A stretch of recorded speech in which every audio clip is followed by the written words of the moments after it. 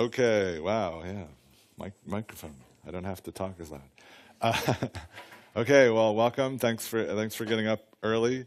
As you're coming in, as you're getting seated and situated, and as I'm going to give sort of a few slides before we actually get in. I mean, a lot of the SkyJams are going to be hands-on, but you're going to want to get yourself connected to your VM. So yeah, get those blue cables connected in and make sure you can connect to your VM. Because once we get going, that's going to be where we do all our work. So this is my usual, usually I do a presentation on the first day, and I present this as the SkyJam promo, and I wanted to actually, give you a look at what you're going to be able to do, because you got up early, and you're going to learn some new tricks, like between the legs. Look at how high over the rim he is. And so, yes, you will be able to impress your colleagues with your Skyline skill after these. Okay, so that's that. Okay, so I wanted to start with just some slides to cover a little bit about what we're going to do. So today we're going to take what you did yesterday, which some of it was like a peptide search, and then building a SpectraS library, and then actually going further and creating something that could be used with OpenSWATH. And we're going to take those results and start seeing how we get those into Skyline and use them in Skyline. So another thing that people should prep, ideally you would get a browser in your VM with this URL on it. So actually, this is a forwarding URL. So once you plug in this URL, it's going to jump you to a page that has some extra files that I put together to help with this. So that page looks like this. It's the 2017 ETH course page, and it's got a couple of zip files, and we'll get working with those and download those later. But you want to get to this URL, it's really easy. We got this really beautiful, easy name for the Skyline website, skyline.ms, and then it's just 2017-ETH-course.url. So we have nice, easy to remember URL. So you want to get there, and there are going to be some extra files. How many people, is there anybody here who didn't get all the way through yesterday's tutorial? Okay, so that's fine. Most did. On this extra files page, I have created, like the people who didn't get all the way through the tutorial are going to want to grab this tutorial 1 library zip file, because it's got a couple batch files that'll just you run them and it will get you through all the search and everything, and you'll have the same files as the rest of us, because you're going to need all those files for what we're going to do today. Okay, so, but we'll get back to that in a second. So first, we haven't even really talked about Skyline. How many people have, I assume that anybody who's here has heard of Skyline. How many people is there anybody who hasn't ever used Skyline? Okay, so most of you have actually used Skyline before, so that's cool. And probably you've seen this slide, because I show it on lots of webinars and things, and so this is just this idea that, Skyline is, a tool for chromatography-based quantification. What, you want me to move out of the way? No. The web page, back to the web page. Yeah, so Skyline's chromatography-based quantification, and that definition allows me to easily escape. We don't do any spectrum-based quantification, no TMT, no isobaric tags, no spectral counting. So yeah, I mean, definitely Steve Gigi has said, boy, I wish Skyline would do TMT, and I just go, no, that's not what we do. So that definition, sort of covers what we built Skyline to do, and we haven't really retrofitted it for other things at this point. But that does cover quite a lot. It covers SRM, PRM, DIA, SWATH, which is why we're here, and then MS1 chromatogram extraction from DDA data. So here I have, starting with DDA acquisition, which we all understand, right? And Yesterday, we started with a DDA acquisition. It wasn't one that we did, but we got that. And then we moved. Oh, so this is DDA. Everybody knows DDA. We've got these consistent MS1 scans followed by these, data-dependent MS-MS scans. And so is everybody clear on whether this idea of quantifying based on MS1 chromatograms versus quantifying based on MS-MS chromatograms? Do you feel is there anybody who feels that's all really confusing and I don't know the difference between the MS1 and the MS-MS? And can anybody offer an explanation why you couldn't quantify based on MS-MS in DDA? Why couldn't you quantify on MS-MS based on it? So when we're doing DIA, SWATH, or SRM or PRM, we're quantifying based on the MS-MS scans. Why can't we do it in DDA? Yes?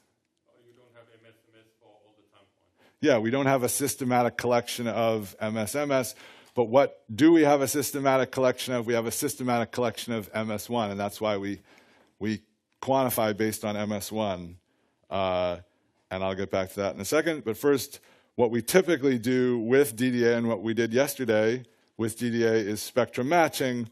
And Skyline actually supports every spectrum matching pipeline we've ever heard of. Anybody who's ever contacted us and said, I have a spectrum matching pipeline, can you make sure that Skyline supports it? We do.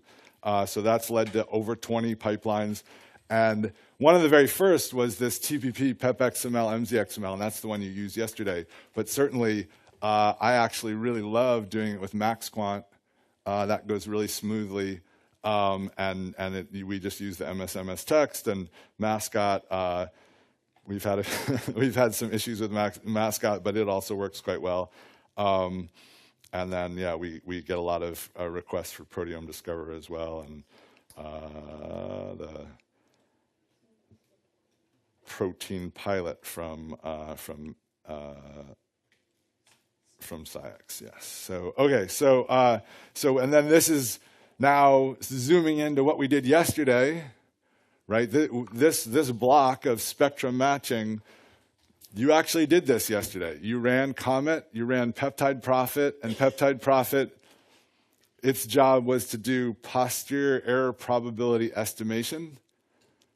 So that's a probability, but it's a different probability. It's not an FDR probability. It's not sort of corrected at a global multiple hypothesis testing level. iProfit then gives us a posterior error probability re-estimation, so it's supposed to give us an even better one, and especially if we've used multiple search engines, like if instead of just using Comet, we'd used Xtandem or MSGF+, then we really need to use iProfit to re-estimate. And then finally, we use Mayu to come up with the false discovery rates at the various probability levels. Did everybody understand that from yesterday? Are there any questions on that process? So at this point, that far, we want you to do that in Skyline as well. We have completely avoided trying to produce our own peptide search pipeline, and that's because there are so many that people like to use that we just decided we're not going to try to create another one. So anyway, that's what we did yesterday. So with DDA data, we can build a spectral library in Skyline. Yesterday, you actually started to build one with Spectrast, which is the TPP, and we'll play with that. And then you could just do MS1 chromatogram extraction. And there's the possibility that we'll just go off and do that in one of these SkyJams. I'm not sure. I don't think we'll get to it today. Actually, there's a very good possibility to go look at whether we can correct a problem in the IRTs that will do some MS1 chromatogram extraction. But it's always useful to know that you can rush right by this library building and never look at your DDA data, but sometimes it's really useful to import your DDA data and just look at the MS1 chromatograms, and you can get information about your library by doing that in Skyline. So MS1 chromatogram extraction, this is still DDA data. we're extracting chromatograms from the MS1 scans, and if we happen to have isolated MS-MS that matches the peptide we're looking at, then we feel really good, really confident that we have, that this peak here represents the quantity for that peptide. And this is what that looks like in SkyLine. So you can see SkyLine annotates the spectra that were collected. This is one of the spectra. And so this is where they were collected. Why didn't we get one at the apex? Wouldn't we most like to have a spectrum right in the middle there? Who can tell me why we didn't get one at the apex? Maybe a dynamic exclusion. Yeah, so, and in fact, paradoxically, this can be even a worse of a problem with really fast scanning mass spectrometers, is they will notice, right here, whoa, there's something big coming up, and they'll sample here, and then they'll skip all the way, then there'll be dynamic exclusion, they'll come later. And some people have told me that they tried it, it's apparently on some mass spectrometers, it's possible to set things up so that you sample twice before you put it on the dynamic exclusion list. And some people will try to do that to try to get higher up in this peak. But this is certainly, it seems to me, a problem for techniques like TMT, where you're depending on the spectra for quantification. You're really missing where the most ions are coming out. And so this is definitely part of Mike's argument for why peak areas are better, is because you're going to base your ideas of what the quantities are based on a lot more ions. Okay, so we'll get back into, so that's a closer look at that. Okay, back to our schematic. Another thing that we can do, and this is actually just taken from a webinar, so you could go back to some of the webinars that I've done. They're all posted on the SkyLine website, and you could see this schematic. And what I said was, well, another way to use this DDA data once you've built the library is also to get IRT information, and that all can now be done in one step, and we're going to do that in a second.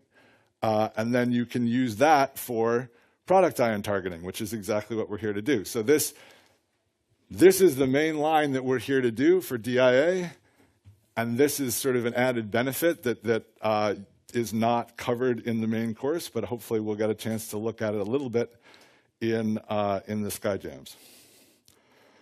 So okay, so then this is this is the main line of what you did yesterday, and we kind of went over here. So it's DDA acquisition, which you didn't do, spectrum matching, which you did, spectral library building, transition choosing, and then adding decoys. And the steps that you did were spectrum matching we covered. That was all the comment stuff. And then you ran Spectrast to get a library. You ran Spectrast to TSV to get the transition choosing. And then finally, open SWATH decoy generator to get some decoys. And SkyLine has its own way of doing these things. So you could take the spectrum matching data. SkyLine runs BiblioSpec. You'd feel like you're in SkyLine. You're going to use SkyLine to do it. And then you can set things up in SkyLine to have SkyLine do the transition choice, and then you can add decoys in SkyLine. We're going to do all that. But also, just because I said SkyLine supports 20 different search pipelines, it supports all of the different vendor formats, right? So you can do DIA SWATH for SciAx, Waters, Thermo, Agilent, and who am I missing? Bruker, right? And we do these 20 different pipelines. Well, we also sort of noticed, okay, well, people, have Spectrast libraries, so we make it possible to add a Spectrast library in SkyLine and then let SkyLine do the transition choice. And then we're like, okay, well, people have these assay library things, these transition list things where they've already done the spectrum choice. They've got a big tabular data. We're seeing a lot of those, and in fact, it turned out to be a really good thing that we supported those, because that's what the Navarro paper was based on, was an assay library, a tabular thing. And so we made it possible to import those directly into Skyline. So what we're going to try to do, hopefully we have enough time, and well, I guess we'll do it over multiple sessions if we have to. We're going to go ahead and create 3 new documents in Skyline for targeting and extracting DIA data. So we have some DIA data that we're going to query eventually. So far, you've just been building up a set of targets. And this is a complete set of targets down here that you're going to put into OpenSWATH. We're going to actually build 3 different documents for Skyline, one that uses a bibliospec library, one that uses a spectrast library, and one that uses a fully chosen set of transitions. And then we'll compare them. But we're going to see that we can do all that. Okay, so that's the starting point for today, and we're just going to use what we created yesterday in our VM. So if everybody gets to their VM, so does everybody have connectivity to their VM, hopefully? If not, you're going to have to look on, because we can't really spend time. So just, yeah, if you couldn't get to your VM, just hop next to your friend and go through this with them or watch. So here, did everybody get to this URL, or do I need to show the URL again? Yes. Show the URL again. Okay, we'll go back and show the URL again.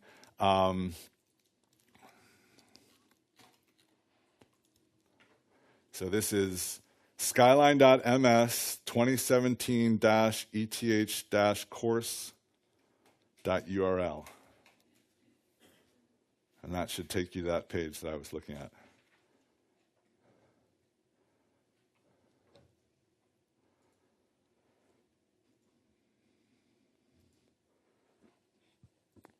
While we're waiting, I'm going to note that I wrote some notes to myself so that I could follow along with what I expected you to do. Turned out that Betty printed them for everyone. So if you want notes on the steps that we are going to try to follow, hopefully after you actually do them, and don't get them yet. No. I don't want everybody to run up, but there's a stack right there. So grab them afterwards, and they will hopefully help you remember what we did. Okay, so I don't have these things right now. I'm gonna go ahead and get this data.zip.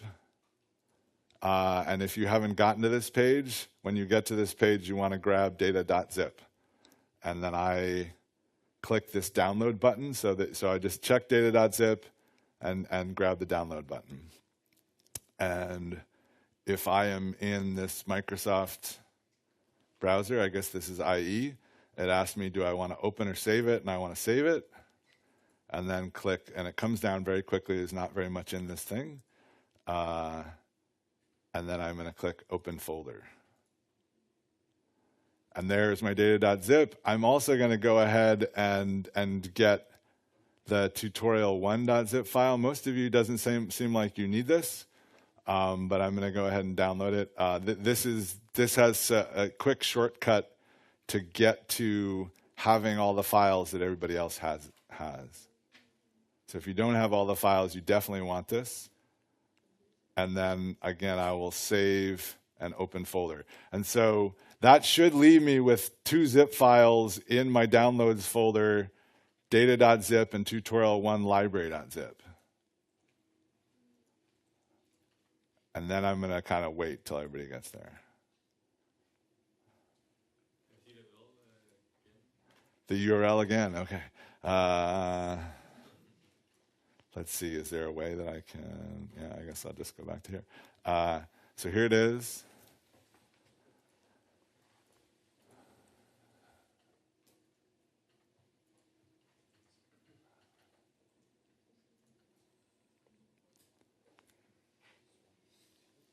Who doesn't have the files downloaded at this point? Okay. All right. so there it is. I didn't see enough hands to hold us up here at this point. So then the next thing to do is to just select those two files. And then over here in Computer C drive, get to where you can see this DIA course folder, right? That's the folder we've been working in. And conveniently, you can see that there are two folders named the same as my two zip files. So I'm going to drag this over to DIA course, both files, and drop them there. Ooh, and it says, do I want to replace? And I'm going to, so I already have copies of these, but I'm going to go ahead and replace those ones. And so now I have the two zip files here. Everybody got that? Anybody hopelessly behind yet? Okay, so so then it's pretty easy just to right-click and extract all, and by luck or by plan, Windows will ask you to extract into the folder of the same name, and then you just say, yeah, okay, extract. And that should extract those files, and we'll go over, that's the data set one, and then we're going to do the same extract all for the library one, and just click extract, and I have conflicts again, so I'm just going to overwrite my conflicts. So let's quickly, actually, let's see, in this tutorial.1.zip, all this gives you is it gives you two batch files and a comment params DIA course text file. And this is just, I distilled everything that's in the Word document into two batch files, one that runs the search. So if I look at this one, oh, I can't look at it in there. But and then I have this comment params DIA course. So I've got the comment params, I've got to run the search, and then I've got one to build a library. And so if you didn't get through everything yesterday, then you can just start a command prompt. You're going to need one anyway, so go ahead and start a command prompt no matter what. But then you can CD to DIA course tutorial 1 library. And if you're not familiar with command prompts, you might notice that I can type these things really quickly. You can start typing something and hit tab, and the command prompt will autocomplete for you. So you don't have, you just like /DI and then hit tab, and it will add DIA course, and /TU, and it will do tutorial 1, and tab, and it'll hit tutorial 1 library. So there I am, and then if I were to, here's everything, and you can see that I've got a build library and a run search.bat. And if I didn't have any of these other files, I'm not going to do this right now because it would start to overwrite my files, but I could do a run search.bat, and that's all we would need to start. So if you didn't even get through the search yesterday, run the run search.bat, and it will start creating the pep.xml files and stuff like that. So, okay. So, and then if we go to the data directory, so I just started putting stuff in the data directory. I think that's going to make our lives easier in the end. And rather than, I was kind of thinking about should I have something in SkyJam files or something, but I decided to put it in the data directory because it makes life easier. So you can see that I've added this TOF64 window.sky. So that's a Skyline template. That's the Skyline template for the document that was actually used in the Navarro paper. So that's you can see that it's 100 meg, and it's the complete method that was run in the paper. So at the end, we had a method, and we ran this method, and so we'll get back to that later. We're actually not going to try to look at this in Skyline. We're going to be running batch files to do that. And you can see that if I go to, so I've also added scripts and LFQ bench. So if you're looking in your data folder at this point, you should see scripts and LFQ bench. Do people have that? Okay, so inside LFQ bench, we're going to get here in a second, there's a .skyr file, which is a Skyline report template, which just tells Skyline to export some things. And you don't have to do this part, but I will quickly show you what that looks like in Notepad. So it's an XML file, and it has a bunch of columns. These are the columns that it exports. So it just exports, a lot of results files, the peptide sequence, the protein accession, the protein description, etc. And that we will use. So that kind of goes along with everything. And then we have some R scripts. And the one we're about to go look at is this install R packages fresh, because in order to set up LFQ bench, we need to do a little bit of work, and we'll do that. And then we have scripts. We have multi-analysis.bat and Skyline analysis.bat, which we'll get to later. And then we have this other .skyr file. This one's a lot more simple, so I'll open it up too. Here you can see it's got a set of columns that it exports, including the total area, the modified sequence, and the charge. And then it's got some filters. And again, that's just stuff that Skyline understands, and you don't really need to. Okay, and then there's an R script, detection.r, and we'll get into all that later. So the one thing, let's see, do we need to set up, let's not set up LFQ bench right now. So this is, for the method building that I promised you this morning, we don't actually need LFQ bench. When we actually get through finishing when we've actually processed these methods, we're going to want to analyze how well they did using LFQ bench, but I doubt we're going to get there today. So let's just keep going with creating our new documents. And the reason I put this TOF Sky in this directory is that this script, this multi-analysis.bat, which runs Skyline command line, so you don't use the UI, it works best if the documents that you're going to analyze are in this directory at the top level here. Okay, so then we have our DDA data. So that's 3 files, and we have our DIA data. And life's just going to be easier if we take the DDA data for the moment and Control X to copy it.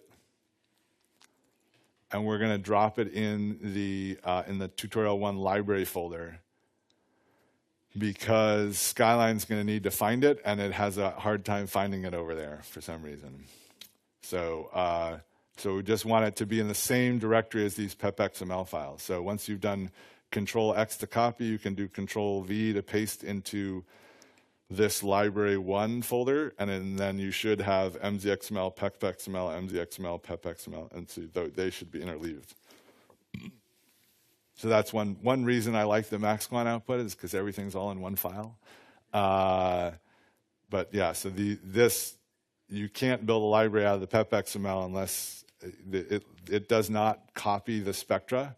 So you'll have no spectra, or your spectral library build will complain that it can't find the mzxml files. So I'm going to save you that pain right now. So does everybody have those mzxml files in place? Some nodding heads. I don't see any shaking heads, so we'll keep going. And so now I think we can go ahead and start Skyline. I've been playing with Skyline a fair bit, but I deleted all of my settings because I'm assuming that everybody's starting fresh on a VM with no settings. So we'll all start in the same place. And we'll just go ahead and create a blank document.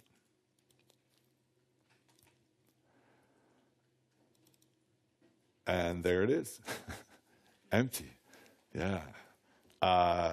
And so Skyline is a very nonlinear program. I mean, it's and the empty document, I thought, okay, well, Word and Excel start with empty documents. So I'm going to start with an empty document too.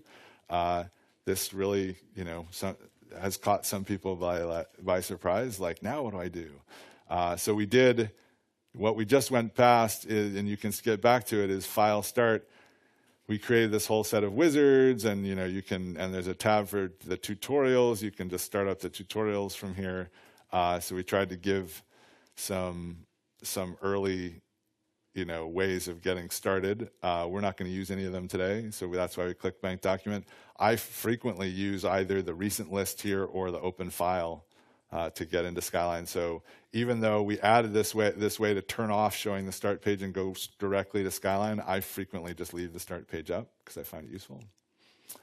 Okay, so the first thing we're going to do, as promised, is, the first thing is always useful to do is to review the settings.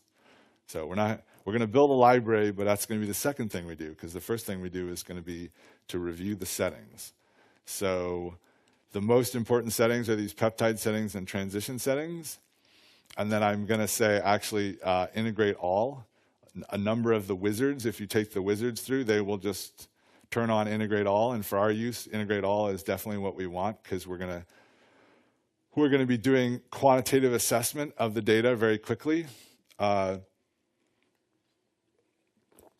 having integrate all not off is really when you don't want, when you're interested in refining your transition list and you want some indication of what's a matching transition and what's not.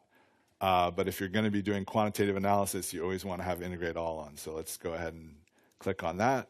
Now you'll see it has a check mark next to it, and that'll save us some grief in the future. So yeah, you just make this initial assessment. Am I going straight to quantitative, or am I trying to refine things and create a more precise assay? And if you're trying to create a more precise assay, you might want integrate all off. And if you're trying to do a quantitative assay, you definitely want it on. Okay, so, and then the next place to go is peptide settings. And as I remember it, we searched not allowing any miscleavages, which is a simplified search. But if we had allowed some miscleavages, we might want to change this to like 3 or something, or whatever you want. But we don't need to do it because we're working, we have some memory of the search that we did, and now we're trying to set things up in that same way. We use trypsin. The actual experiment, one of the things I went and I went back to these same pepxml files and built a library from Skyline, and then found, wow, it's missing so many peptides that are in the study document. It turned out that like 20% of the study document peptides, the targeted peptides in the assay library, were semi-tryptic. And so I had to add this ability to have semi-tryptic pepsin trypsin, and we did a bunch of work on semi-tryptic peptides to make it easier to get them so that we could match the actual Navarro paper, but we didn't do that. There was no semi-tryptic cleavage in the search. So we've got a simplified search. This is going to help explain actually why when we finally look at the number of peptides that we get, it's going to be considerably lower than the actual experiment.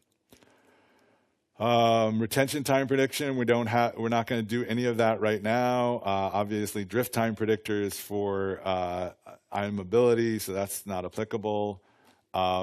Okay, so here's our first place where we're going to make some changes. We're going to allow down to 7 amino acids.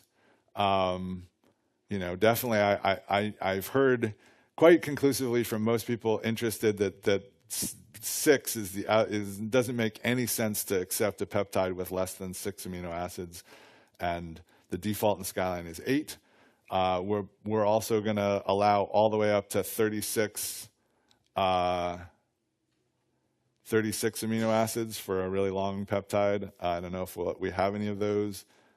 These are mostly settings taken from the actual Navarro paper. And then this gives us the opportunity to exclude amino acids at the beginning of a protein, and we're just going to not, so we'll set that to 0. And then otherwise, Tina maybe gave us some ideas why we would want to check these other exclusions. If we were really going for quantitypic peptides, we might choose to exclude cysteine, methionine. I mean, these all correspond pretty well to things that Tina presented yesterday, like this RP, KP. There's also exclude ragged ends, and exclude ragged ends are those those cases where you have two cleavage points right next to each other, like a KK or an RR. So all these next things are quantitypic filters that Tina mentioned, but we're going to leave them off. We'll come back to this one in a second. We're going to build a library. And then now we have modifications, and this is just the default modifications for Skyline. So we get carbamide-methyl-cysteine as the default. It's on. Most people use it. And then we could add something to here. So let's go ahead and add, even though we're not going to use these. In our search, what was the variable modification that we allowed? Methionine, right? Methionine oxidation. So let's add that one. So edit, add, and so you click edit list, and then edit and then add in the edit structural modifications form, and you get to this form, and in this form you just scroll down and look for oxidation M. And this has like all the modifications from Unimod, and in fact, this is showing. We let Mascot tell us what the most common ones are. So this is the most common list, and we can also choose show all here, and then we get this really huge list. Or we can also show common. So that's the common list you're looking at, but Skyline has a very extensive internal idea of modifications. Here you go, oxidized methionine. It's already checked as variable. Its chemical formula is just an oxygen, and then we click OK. So now we have the oxidized methionine. Another one that you could, a couple more that you could choose, but which I saw a lot in original assay libraries coming out of the Aebersold lab, but which has, I guess, fallen out of favor. We could also add ammonia loss. And in this case, you can see there's no modification formula. It correctly says that this can only happen on K, N, Q, and R, and then it just defines a loss. So this is a way, if you have a loss only, something that isn't associated with a modification, but it allows a loss, you can add it this way. And so this having these, let's add water loss, which is way down at the bottom. So having these allowed me, when we get to the point where we're going to import the assay library that we created, that transition list with the TSV file that we created, we're going to import that into Skyline. We're not going to need these for that, but you may find that you're going to run into assay libraries that allowed losses. And in fact, the documents that we're going to be looking at tomorrow have just crazy amount of losses, and I think we all agree that that was too flexible on the losses allowed in that document. But it took me like at least 6 to 8 rows of loss definitions in order to be able to match all the transitions in that document. So okay, so let's click OK. You now have these 3. Don't check them. We're not going to use them because I've done the work for you. Adding oxidation, and I mean we can check this later, only adds like 150 peptides. So there's not very many peptides that were found with oxidated methionine. Okay, so let's go back to the let's go back. Let's continue our. So let's click OK out of here. Eventually we're gonna come back to this library tab and build a library, but let's stick with our settings review. OK, and then transition settings. So this prediction, we have monoisotopic for predicting the mass to charge ratios. The rest of this stuff is all SRM stuff, and you don't need to worry about it. Okay, and our filter here, we're going to allow charge 3 and 4, 2, 3, and 4 charge states. Our ion charges, we're going to allow 1 and 2, and we're going to allow both B and Y ions. In our product ions, we're going to say that we're going to allow ion 3 through the last ion. We're going to forget about treating prolines, N-terminal prolines at all special, so turn that off.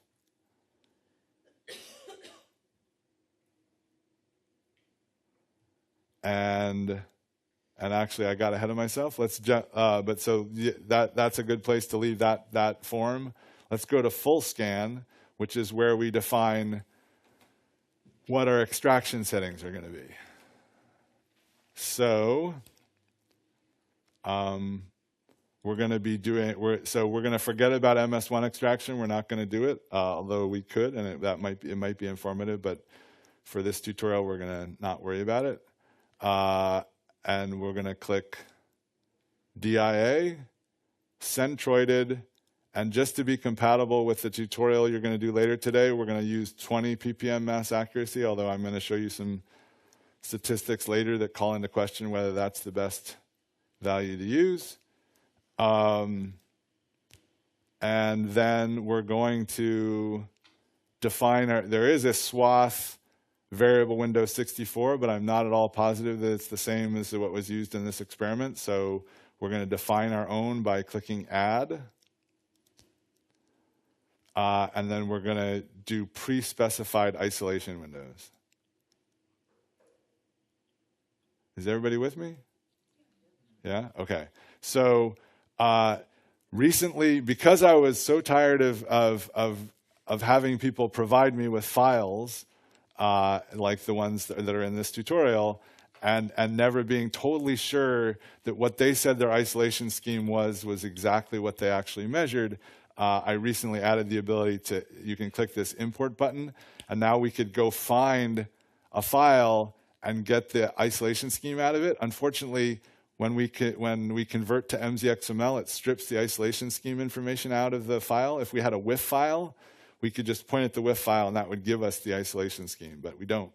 So we have to go the old route, and we'll go find that isolation scheme file in a second.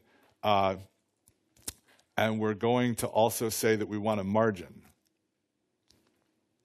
So that's the sort of GLA published method for SciX data is that we exclude 0.5 MZ on either end of our measured windows. And so we're gonna use one of those. We can go find that if you go back to Windows Explorer, I think tutorial 2 has this 64 variable window.csv. So that's the right format for Skyline. And you can just switch to tutorial 2 Skyline. So you're going to use this later today. Actually, I think what you'll find if you're doing this tutorial is you're going to get to the tutorial later in the day. You're going to be like, I already have that defined. I'm going to use it.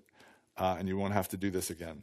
But anyway, so let's double click on that and open it up in Excel, and you can see that it starts with 399 and goes up to 1200.5. And so does everybody else, and then this is the margin is always 0.5. Does everybody understand that 0.5 margin? People understand what that is and why we have it? Okay, well anyway, let's actually just go Control A to select all of it. And I'm gonna graph it for you. You're gonna maybe get a little bit better understanding when we get it into Skyline. So Control C to copy. Control A to select everything, Control C to copy. And then switch back to Skyline. Click once on this little block under Start. So you have a big blue rectangle under Start, and then Control V to paste, and that puts everything in there. So that's our isolation scheme, and we can graph it by clicking this graph. And then I'll make that really big. So this is 3 cycles, right? The mass spectrometer is just cycling through this, and this shows you, cycle 0, cycle 1, cycle 2, and this is the 64 window isolation scheme. If you missed it, sorry. Click on the graph here. There's a graph button once you got everything in. And so then, if we zoom in, you can actually see these 0.5 MZ margins. And so we actually measured with 1 MZ overlap, and we're going to be extracting from the blue range, and the red and this pinkish range is like, do not extract from there, even though, the mass spectrometer says that we measured that. Don't extract something from this pink part. So we could uncheck this show margins, and then this is basically what Skyline's going to see is these perfectly matching MZ regions, and it's going to extract based on whether the precursor MZ falls into these ranges. So let's close that. Can I ask a question? Yeah. Would it work the same because you have a start and end, the windows, they overlap, and then you have the margin? Would it work the same if we don't have a margin, but just that the windows don't overlap with each other? Yeah, you have to be very careful because, and our lab does that a fair amount, but we use this, if you click calculate here, you can see that, so this is a way that you could calculate your own windows, and we use optimized window placement, and that will place the windows in these special regions that are farthest away from precursors. So it just inherently gives you some space away from the precursors. But if you were to just it would not be a good idea to just do that and turn it off. These are not optimized placements, and those windows might fall right in the middle of a nice hot spot where there's lots of peptides. So if you're not going to have margins, then you definitely have to use optimized window placement. And we're not going to cover that, but yeah, we definitely use it in our lab. And I recently, as last year, did a set of experiments that showed that it does not negatively impact either quantification or identification to do it that way. So, Sorry, Brandon? yeah. It should, I can copy paste it, and it should paste it, I can paste it directly into that. Yeah. Yeah.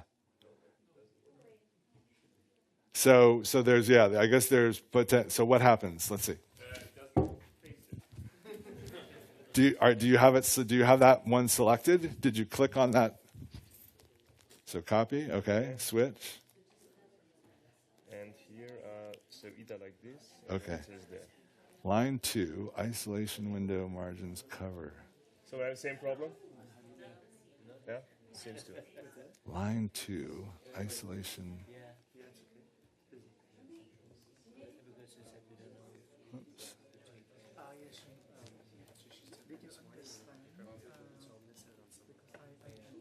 Wow, you have a weird document. There was a predefined setting, of course, saying the local settings were wrong, I guess, and I just text the column opening. I don't know whether it screws it up like this.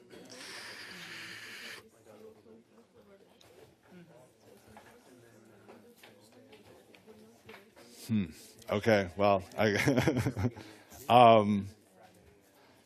it may be, I don't know exactly. This is a problem with, in some ways, it's a problem with the regional settings and Yeah. how you put the Yeah. this separator, and when you have to manually text to column everything, it maybe does something to the formatting that you're not aware of when you put it in.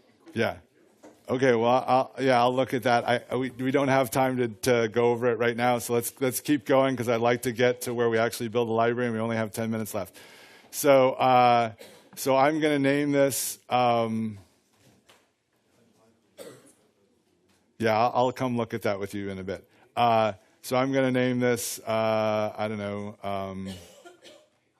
Tutorial 264 Windows.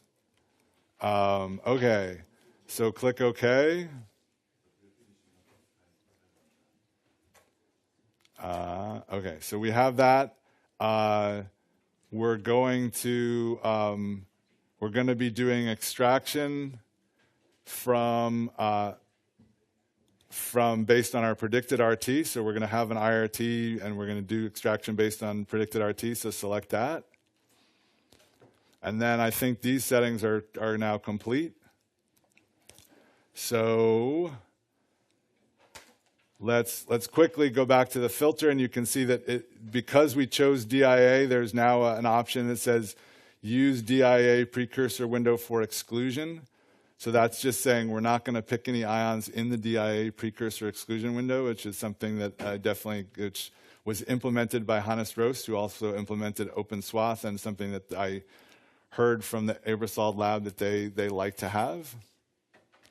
And then in our library tab, we're going to switch to the match tolerance is going to be 0.05 because we got high resolution data or high accuracy data. We're going to be going for 6 product ions, and we're going to pick them from our filtered product ions. So that just means that, remember, our filter we set up to go from ion 3. So that's going to keep us from having any B1s or B2s or Y1s or Y2s. So that's the settings we want in library. Does everybody have that? And then finally, and so I guess rather than getting totally stuck if you couldn't get your 64 windows in, I would say just choose this swath 64 and then keep following along. So then, yeah, these were the filter settings. The library settings were 0.05, 6 transitions from filtered product ions. And then the instrument, we're going to just raise this to 2000, which I think is compatible with what you did. Also, I'll note that we're leaving that in your transition filtering that you did, does anybody remember what the lower bound was?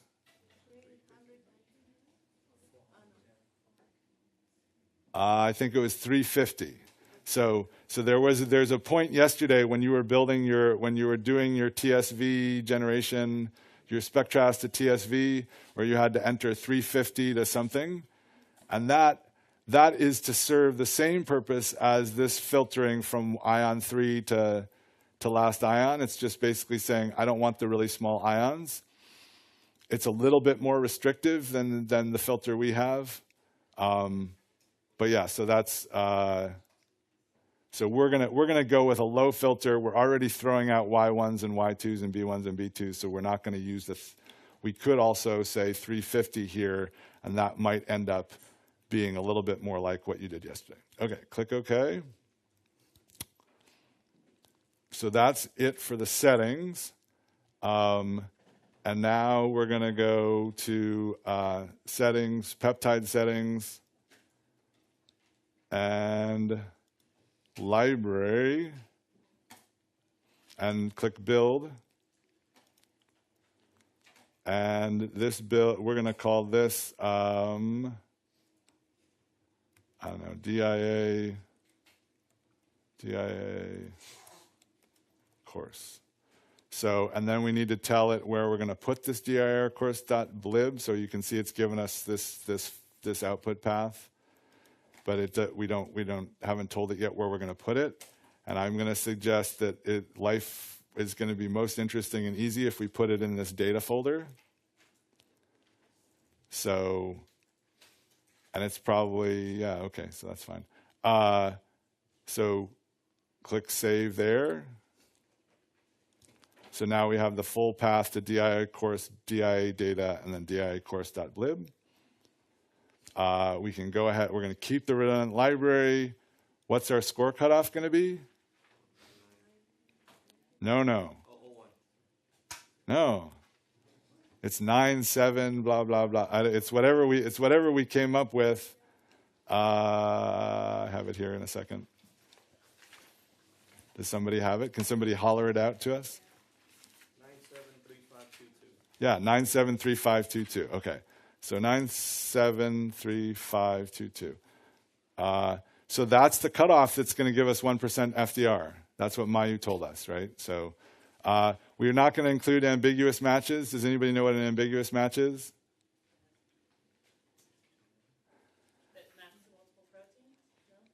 Peptides. It's a spectrum. So the mass spectrometer collected a spectrum, and the search engine, Comet, said, I don't know which, it could be either of these two peptides. So it scored equally some things. So there are not very many of them. And then finally, we're going to choose diagnosis IRT C18.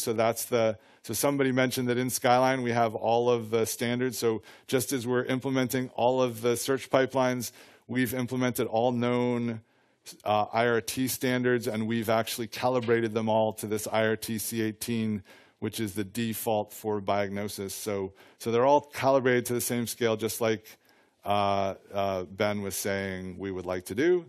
So click diagnosis 11. That's what we had in this thing. And then click next. And now we're going to end soon, 2 minutes. And then we're going to add a file. So what file are we going to add? Anybody know?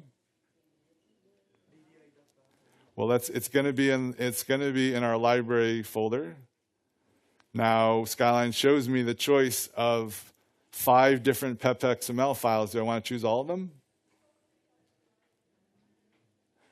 What's the most sort of complete and done from the?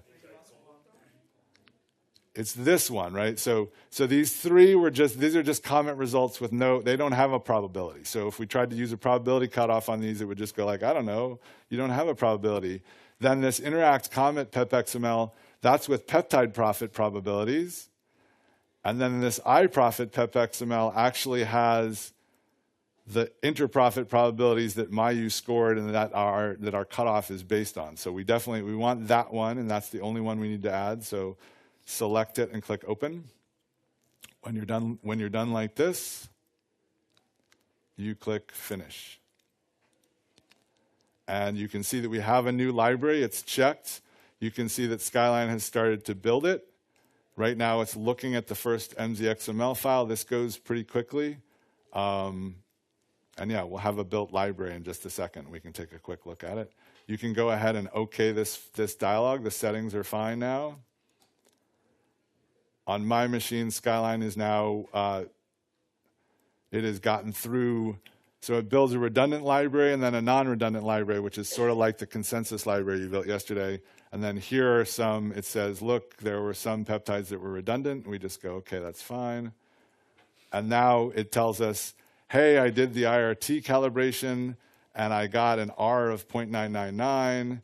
We can click this success link and actually look at the linear regression for the IRTs. That looks pretty nice. And yeah, we get some information about the IRTs. So the IRTs have now been built right into that blib file. It asks if we want to recalibrate them. And I think we'll just say no, we're not going to recalibrate them.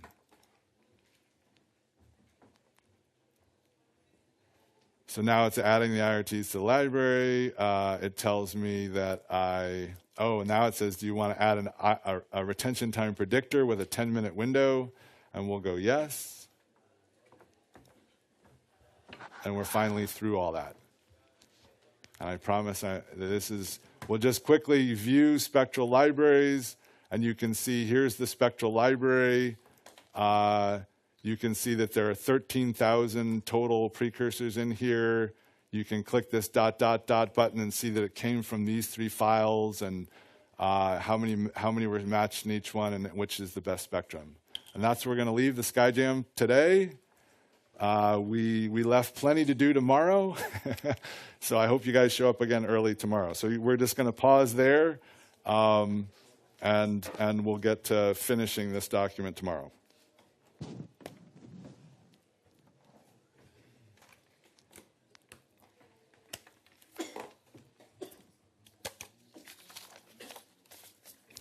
Did everybody make it that far? Is anybody hopelessly lost? Do I have to raise your hand if you would like me to create starter files for tomorrow because you're planning to come tomorrow and you want to be able, okay, I'll create starter files for tomorrow. And I'll put them up in that same website. So if you didn't get that website URL, come grab me and I'll give you the website URL and you'll be able to get them there. But yeah, save your Skyline document. That's true. I never saved, yeah. So I'm going to go back to my desk and save right now.